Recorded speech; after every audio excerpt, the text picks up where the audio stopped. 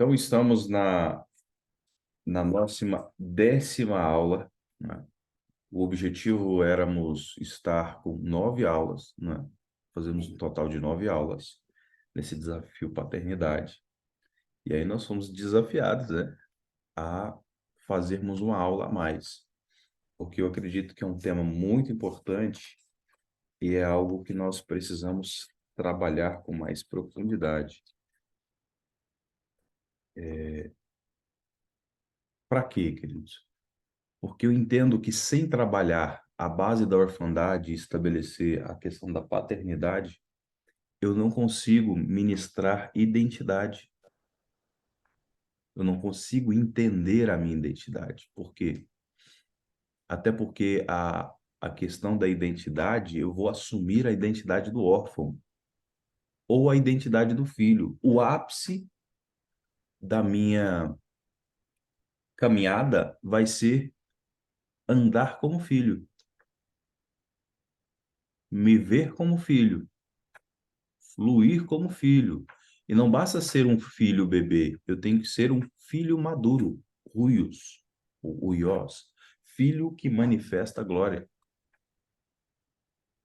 A palavra até fala que o filho imaturo, ele é como um escravo, ele não tem poder de decisão, ele não tem poder de negociação.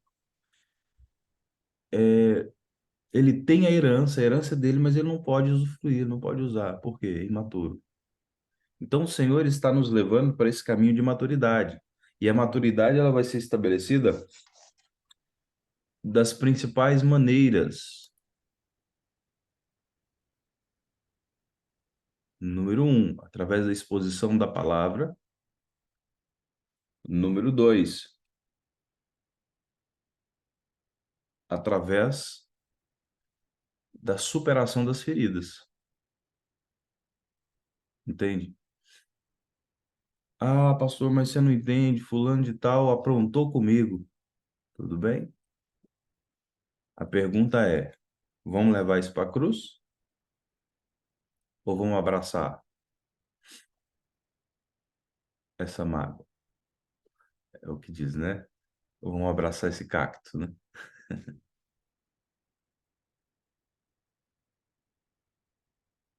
E é é aquela frase aí que fala, não, tá sofrendo porque quer, né? E literalmente, queridos, muitas vezes nós abraçamos a dor achando que ela nos ajuda. Nós compartilhamos a dor para ver se ela sai de nós, mas na verdade ela aumenta de tamanho, entende? E aí eu vou dar uma palhinha sobre a questão da identidade daqui a pouco. Agora nós vamos entrar um pouco ainda na parte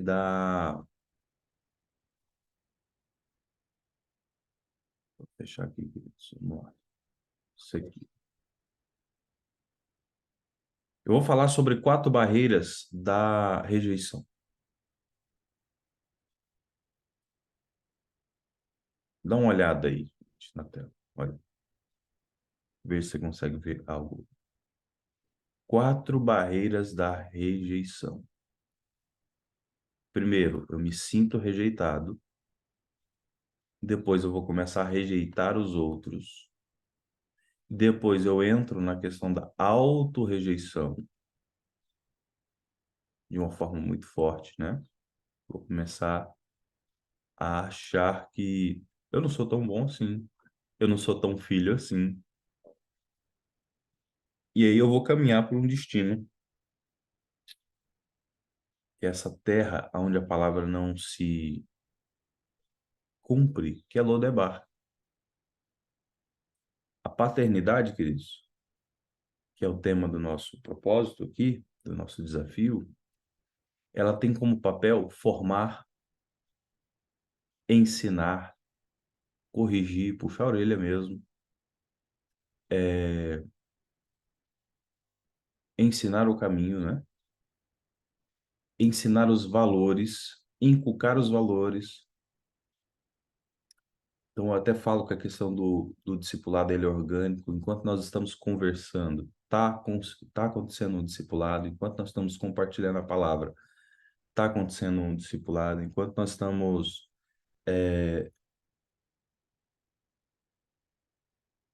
frequentando, não frequentando a igreja, mas congregando como irmãos, isso está estabelecendo um discipulado, não é? Porque, queridos, deixa eu falar uma coisa para vocês. Existe uma diferença entre pregação e ensino. Sabem qual é essa diferença? A diferença entre pregação e ensino. A pregação, ela vai ser para a multidão.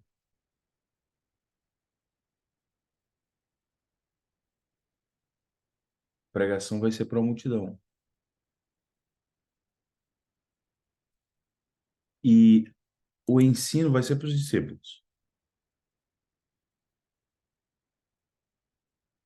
Entende?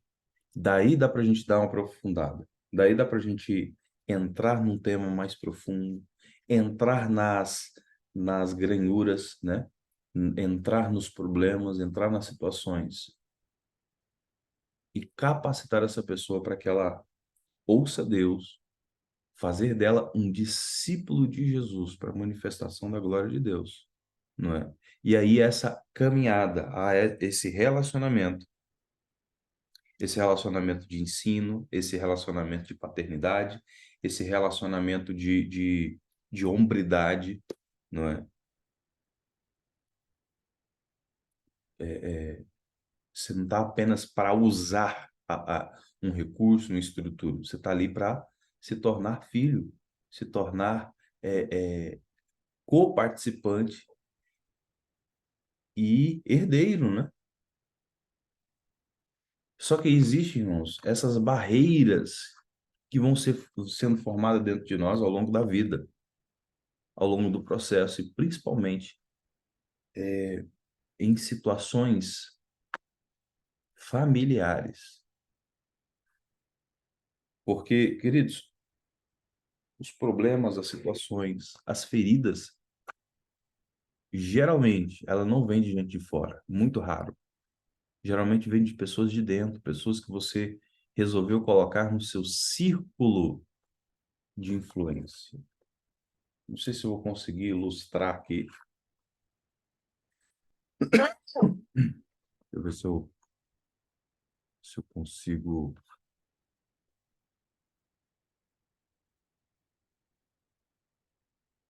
fazer um desenhozinho.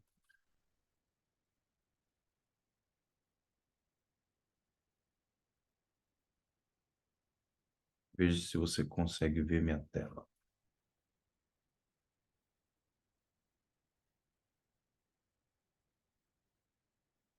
Vamos lá.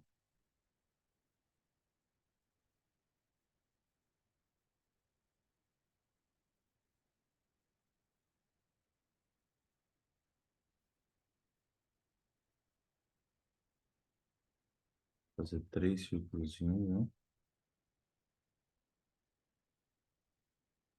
Bem o círculo.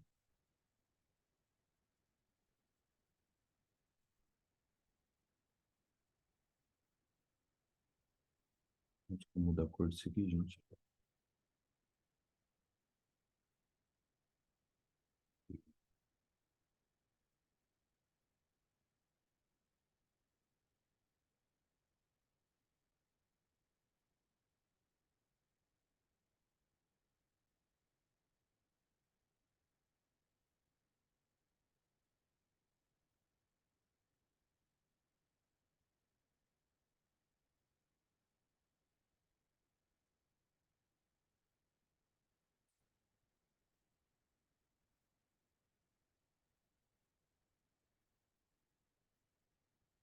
Esse aqui é um círculo, queridos.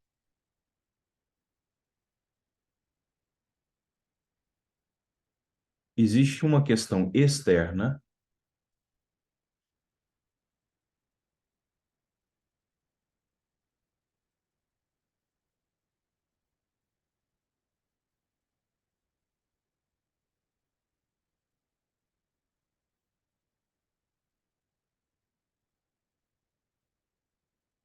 Existe uma realidade interna.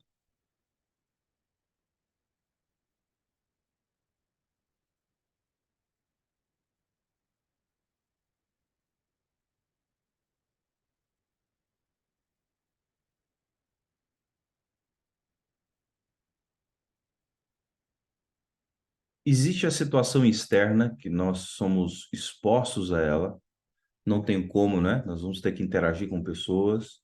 E relacionamentos, irmãos, nós vamos entender que relacionamentos, eles são instrumentos de cura e também podem ser instrumentos de ferida. Eu posso me ferir ao longo do processo por conta das relações, principalmente, não vamos entender a raiz, né?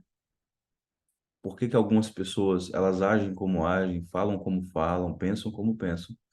Porque toda a sua estrutura emocional,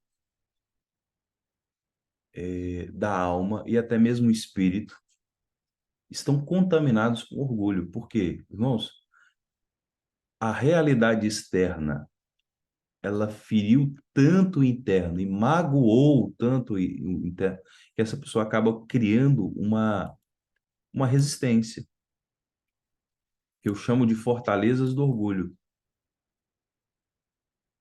e vai fazendo com que essa pessoa ela viva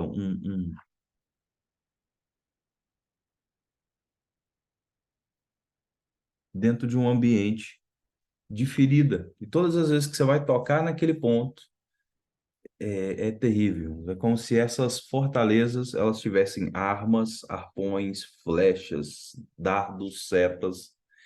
E aí ela tenta o quê? Se proteger para que não haja interações ali dentro. E aí você se torna mais preso, você equipa essa fortaleza. Mas, irmãos, a nossa proposta aqui é destruir essas fortalezas, entende? Você vai guardar essa parte interna, porque a palavra diz que tudo que se deve guardar, guarda primeiro o seu coração, não é? Então você vê os problemas, né? E até mesmo a questão dos relacionamentos. Vou dar um exemplo aqui, ó. Nesse ponto aqui, você tem que ter, no caso, quando casado, marido, esposa e filhos, certo?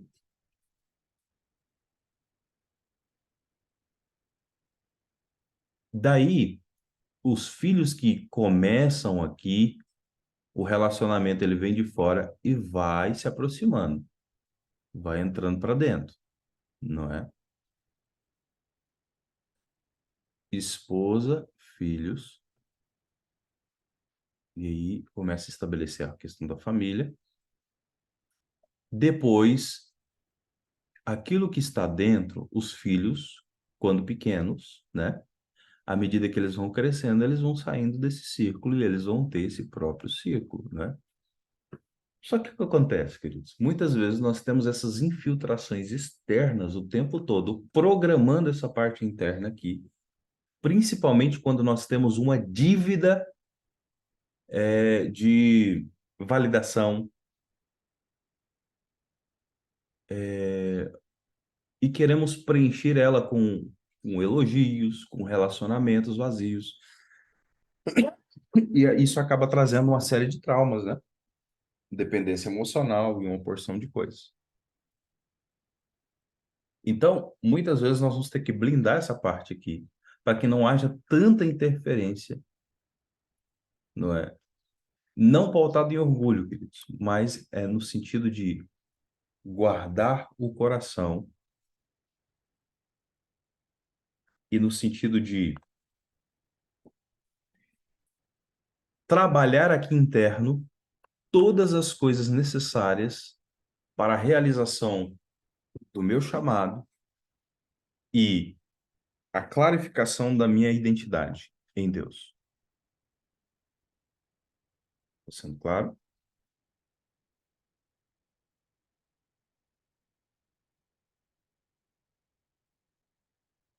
Então, queridos, Deus está nos chamando nesses dias para nós trabalharmos essas áreas, tirando para fora toda a contaminação que entrou,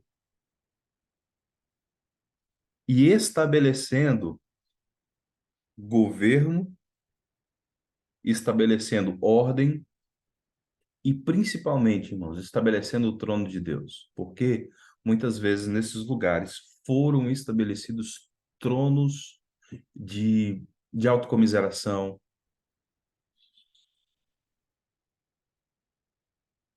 E isso acabou virando o quê? Eu levanto a minha dor como um troféu. Eu levanto a minha rejeição como um troféu. Nós precisamos levantar o quê, irmãos? A nossa dependência de Cristo como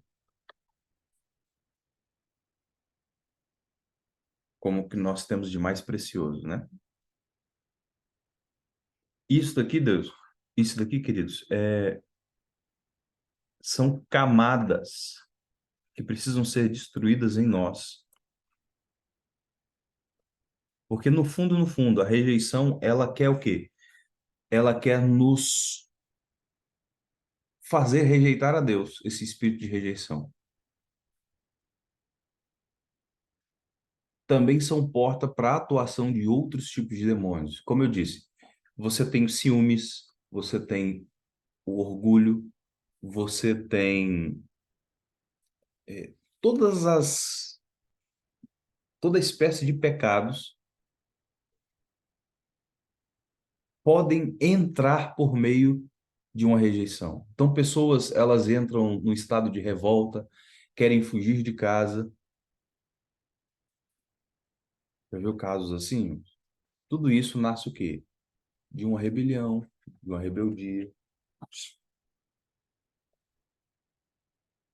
fruto de uma rejeição. Então, olha só, existem diversas formas de barreiras e elas podem ser físicas ou emocionais. A Bíblia não utiliza essa linguagem quando fala sobre rejeição. No entanto, podemos ver seus efeitos na vida dos personagens bíblicos, em especial na vida de Adão e Eva, atrás de cada barreira, e atrás de cada uma dessas barreiras existe uma atuação demoníaca que perpetua a rejeição. O inimigo trabalha com a decepção para que Satanás alcance seu objetivo. Precisamos rejeitar a verdade de Deus, acreditar no engano do diabo e internalizar a mentira da rejeição. Por isso, precisamos nos arrepender todas as vezes que nós demos lugar à rejeição e deixemos de confiar em Deus.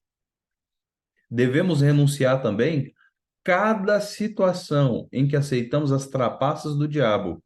Feito isso, quebramos o jugo e nos submetemos ao jugo de servidão de Satanás e as suas mentiras.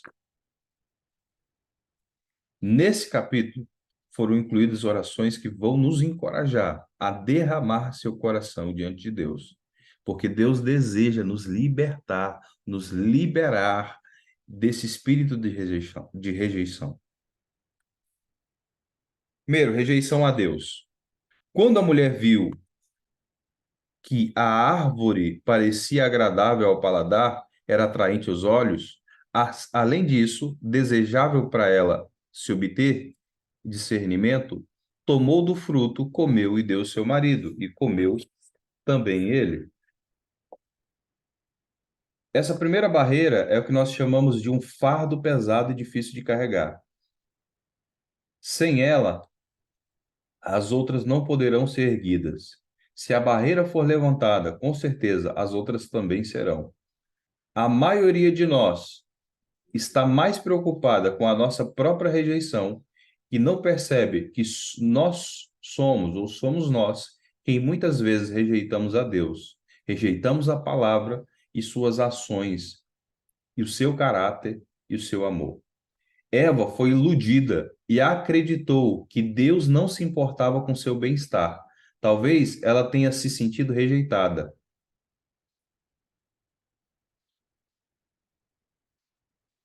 Então, está claro, queridos, que Satanás, que o diabo, que a serpente, queria retratar Deus numa perspectiva desfavorável, questionando seus motivos. E aí, Irmãos, a mensagem que fica é o quê? A partir do momento em que eu tomo esse fruto, que eu tomo as rédeas da minha vida e começo a agir do jeito que eu quero, só do jeito que eu quero, sem perguntar para o Senhor, sem considerar a vontade do Senhor, você está dizendo que, Deus, eu não preciso de você, eu sei me cuidar sozinho.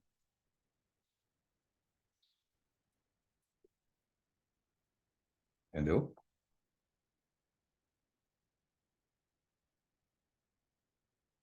Então vamos orar lá por essa parte. Fala assim, Pai, eu peço perdão por rejeitar o Senhor e a sua palavra. Me perdoa, Senhor, por não acreditar que o Senhor me ama e me aceita. Talvez eu aceite da minha maneira, mas eu quero me enxergar através da cortina do sangue de Jesus e através do teu olhar, Deus. Eu peço perdão por rejeitar o Senhor e a sua palavra. Me perdoa, Senhor, por não acreditar que o Senhor me ama e me aceita. Peço perdão, Senhor, por tomar as rédeas da minha vida nas minhas próprias mãos. Me perdoa, Senhor, pelo meu orgulho, a minha teimosia, a minha vontade própria, a minha rebelião. Eu renuncio toda resistência a Deus e ao Espírito Santo. E eu me recuso a aceitar por mais tempo a influência negativa do espírito de rejeição sobre a minha vida. Eu quebro agora toda a palavra e todos os acordos que eu fiz com o espírito da rejeição a Deus. Eu desfaço todas as conexões e influências familiares que têm relação com o espírito da rejeição a Deus. E agora, pela autoridade que me foi dada, por causa do sacrifício de Jesus na cruz, que morreu pelos meus pecados, eu destruo a barreira da rejeição a Deus e renuncio a ela, em nome de Jesus. Amém? Vamos entender a outra, a questão do medo da rejeição.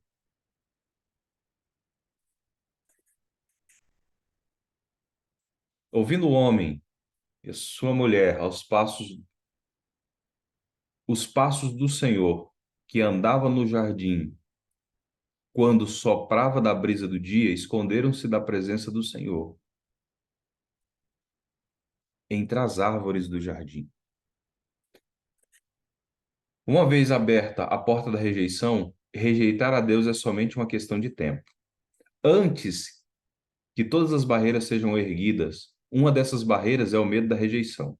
Adão e Eva esconderam-se de Deus, temiam a resposta de Deus ao seu ato de rebelião, desconheciam o medo.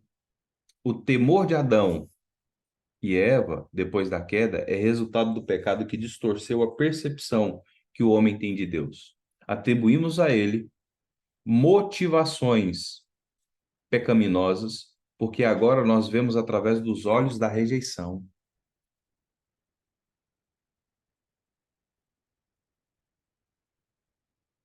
É importante deixar que a nossa mente seja renovada ao ser lavada pela palavra de Deus. O entulho deve ser retirado. Nós precisamos ter a mente de Cristo. É o que eu falo, queridos. Muitas vezes nós vamos ter que trabalhar com adultos, você trabalha de uma maneira ensinando. Com crianças, você ensina de outra maneira. Você tem para crianças o processo de pedagogia. Para adultos, é um processo diferente, chamado andragogia. É um processo em que, quando você é uma criança, tá novo o HD, né? Então ali tem espaço. E quando você vai ensinar a primeira vez, essa criança vai aprender. Então, às vezes, você tem que reforçar muitas vezes, né? Até que ela aprenda definitivamente. Porém, queridos, no processo de ensino com adultos, eu vou ter que confrontar uma ideia antiga, uma crença antiga e uma forma de operar antiga, e eu vou ter que implantar algo novo, entende? Então, essa pessoa ela vai ter que decidir soltar o velho e dar lugar ao novo, o novo de Deus. O problema, queridos, é quando nós queremos aproveitar, consertar o velho, né? Deus não quer consertar o velho, queridos. Ele quer estabelecer o novo. Quem está entendendo?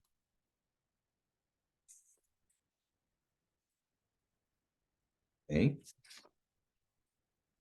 Então, o medo da rejeição. Da mesma forma que Adão e Eva se esconderam, também nos escondemos com o medo da rejeição. Começamos a desconfiar de Deus e dos outros, suspeitamos as intenções das pessoas e estabelecemos relacionamentos temporários, não relacionamentos profundos, não é? Você já observou que algumas pessoas sabotam intencionalmente os relacionamentos? Quando começam a ficar íntimos de alguém, de repente afastam-se. A autorrejeição nos leva a rejeitar outros antes que tenham a oportunidade de nos rejeitar. Dizemos: ninguém vai me magoar outra vez. Eu vou construir uma barreira para me proteger da possibilidade de ser magoado por relacionamentos potencialmente dolorosos. Ao fazer isso, continuamos a alimentar a rejeição. Nossos medos mais profundos vêm à tona e trazem mais rejeição ainda. Vamos orar de novo? Diga assim: Pai, em nome de Jesus, eu peço perdão por toda decepção, por toda mentira, por toda suspeita, por toda desconfiança, por todo controle, por toda manipulação. Eu peço perdão, Senhor, por tentar agradar as outras pessoas ao invés de procurar agradar o Senhor. Eu renuncio o espírito por detrás do medo, da rejeição. Eu renuncio a essas mentiras. Anulo todas as palavras ou acordos feitos com o medo da rejeição. Desfaço todas as conexões e influências familiares relacionadas com o medo da rejeição. Medo da rejeição. Sai no nome de Jesus. Eu resisto você. Eu destruo as suas barreiras agora. Em nome de Jesus. Em nome de Jesus. Aleluia. Amém?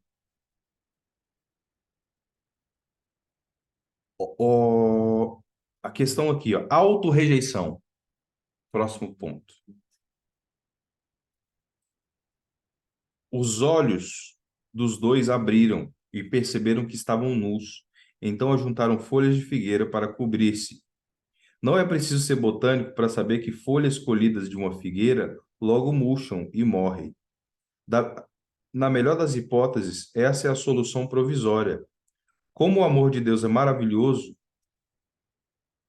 e eterno. Você observou que foi Deus quem procurou Adão e Eva?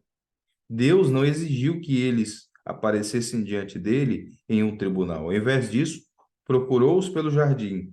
O Senhor substituiu as vestes de vergonha que eles vestiam por algo redentor. Foi a primeira vez em que um animal foi morto e seu sangue derramado para perdão de pecados. Então, sua pele transformou-se em uma vestimenta para Adão e Eva. O Senhor fez roupas de pele e com elas vestiu Adão e a sua mulher. Gênesis capítulo 3, versículo 21. É natural que nós sintamos vergonha das coisas erradas que nós fizemos. A intenção de Deus nunca foi que nós cobríssemos de vergonha. Jesus morreu e ressuscitou e levou sobre si os nossos pecados e a nossa vergonha. Grande parte do nosso sofrimento vem da autorrejeição. Toda desordem de apetite, de baixa autoestima, tem as suas raízes nesse espírito maligno. Quando nós sentimos que a nossa vida não tem sentido nem esperança, quando todos os pensamentos poderiam nos aproximar de Deus parecem despedaçados, ele nos faz ver através dessa realidade. É verdade que Deus não descansa até que, até que rejeitemos o que não tem valor em troca do que é eterno. O seu amor exige isso. Cara irmão e cara irmã, vocês são insubstituíveis. Não existe nenhuma alma como a sua. Ninguém mais pode ser você. Deus gosta de você como você é.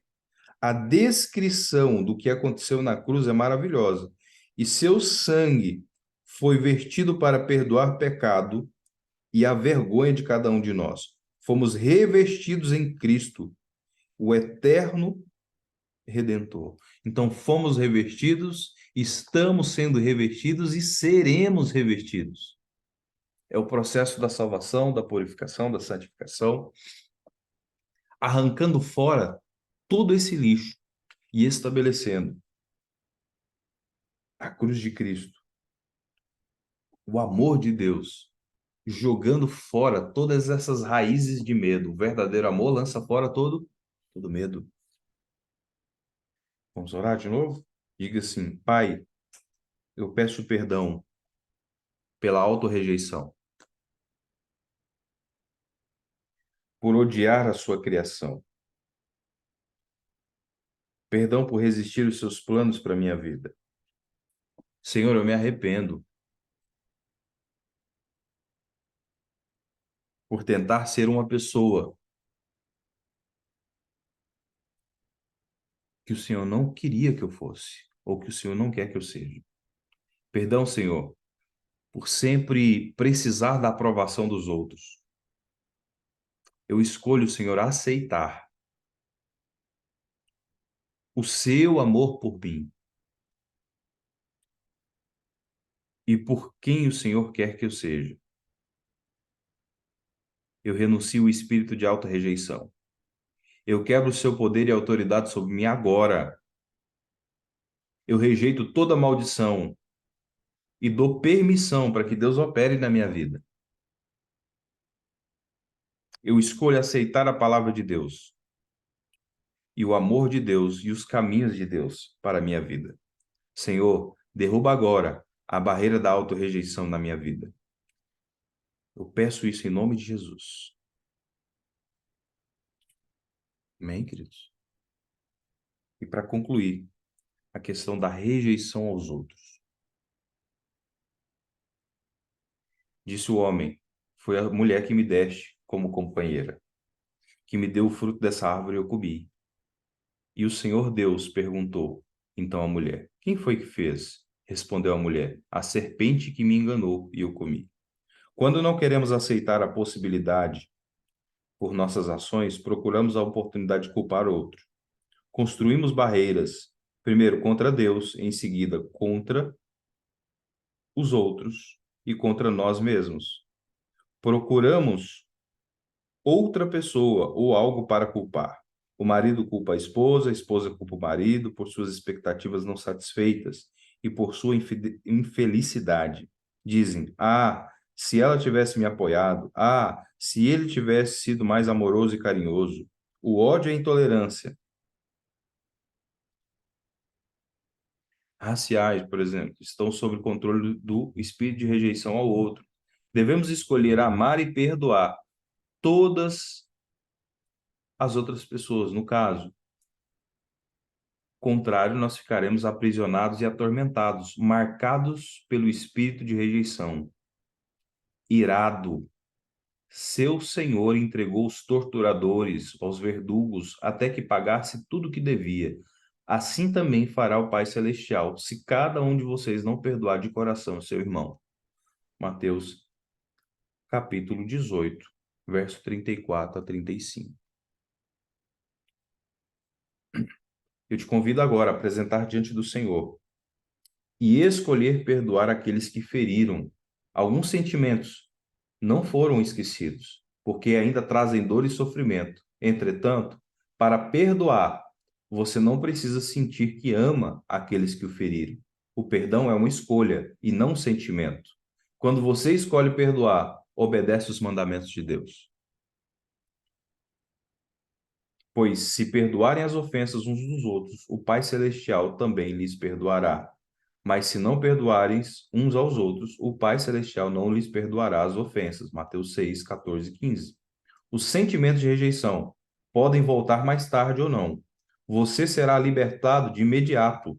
Perdoar não quer dizer desculpar a atitude. Aquilo que fizer a você pode ter sido perverso e indesculpável. Perdoe-os e seja perdoado. Deixe que Deus seja o juiz deles. Amém, queridos? Então,